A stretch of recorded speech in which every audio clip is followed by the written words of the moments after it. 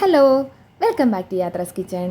ഒരു കാര്യം ചോദിച്ചോട്ടെ, നിങ്ങൾക്ക് പച്ചമുളകൊക്കെ നമ്മൾ ഇരുന്ന് കഴിയുമ്പോൾ പഴുത്തു പോയി കഴിഞ്ഞാൽ എന്താ ചെയ്യാറ്? കളയാറുണ്ടോ? എങ്കിൽ ഇനി തൊട്ട് കളയരുത് കേട്ടോ. ഒരു സൂത്രം പറഞ്ഞുതരാവേ.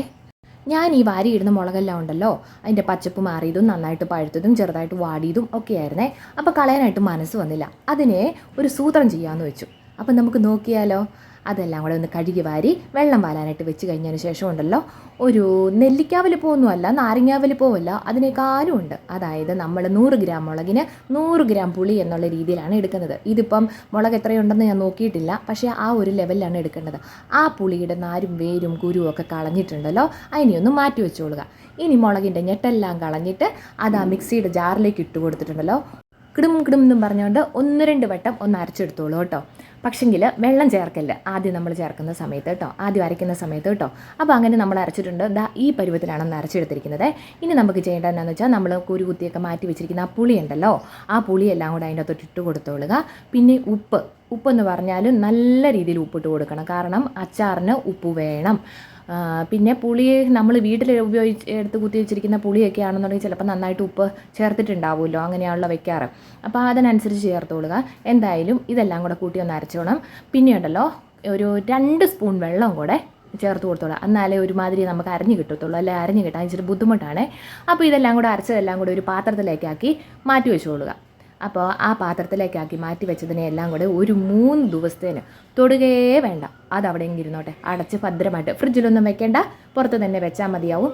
അപ്പോൾ നമ്മളതിനെ അടച്ച് വെച്ചിട്ടുണ്ടേ. അപ്പോൾ ഇനി 3 ദിവസത്തെ റെസ്റ്റിന് ശേഷം നമുക്കൊന്ന് തുറന്ന് നോക്കിയാലോ. അതുപോലെ തന്നെ ഉപ്പും പുളിയും മുളകും കൂടെ ഈക്വലായിട്ട് റെഡി ആയിരിപ്പുണ്ട്. അപ്പോൾ ഇനി വേഗം എള്ളെണ്ണ ഒഴിച്ചോളുക, കടുകിട്ട് കൊടുത്തോളുക. ഒരു 8-9 വെളുത്തുള്ളിയുടെ അല്ലി, ഒരു കുഞ്ഞു നീളത്തിൽ ഇച്ചിരി ഇഞ്ചി, കുറച്ച് കറിവേപ്പില, ഇവയെല്ലാം കൂടെ ഇട്ട് നന്നായിട്ടൊന്ന് മൂപ്പിച്ചെടുത്തോളുക. ഒരുപാട് മൂത്ത് പോകേണ്ട, ഒരു ചെറിയ ബ്രൗണിഷ് കളർ ആവുന്നിടം വരെ, പച്ചമണം മാറുന്നിടം വരെ നന്നായിട്ടൊന്ന് ഇളക്കി കൊടുത്തോളുക. അപ്പോൾ കരിഞ്ഞു പോകാൻ പാടില്ല കേട്ടോ. അങ്ങനെ ഇളക്കിയൊക്കെ കൊടുത്തുകൊണ്ടിരിക്കുന്ന സമയത്ത് അതൊന്ന് മൂത്ത് വന്നിട്ടുണ്ട്. ഇനി ഒരു 1/4 ടീസ്പൂൺ മഞ്ഞൾപ്പൊടിയും കൂടെ ഇട്ട് അതിൻ്റെ തൊട്ടിട്ട് വേഗം ഒന്ന് ഇളക്കി കൊടുത്തോളൂ.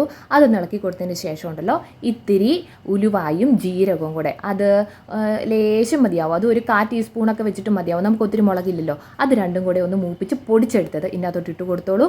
വേഗം ഇത്തിരി ഒരു നുള്ളു കായപ്പൊടിയും കൂടി ഇട്ട് കൊടുത്തിട്ടുണ്ടല്ലോ, ഒന്ന് ഇളക്കിയിട്ടുണ്ടല്ലോ, നമ്മുടെ മുളകും പുളിയും ഉപ്പും കൂടെ ചേർത്ത് വെച്ചിരിക്കുന്ന അരച്ച് വെച്ചിരിക്കുന്ന ആ സാധനത്തിനെയും കൂടി ഇട്ട് ഈ എണ്ണയ്ക്കകത്തോട്ടിട്ട് നന്നായിട്ടൊന്ന് ഇളക്കിക്കോളുക കേട്ടോ.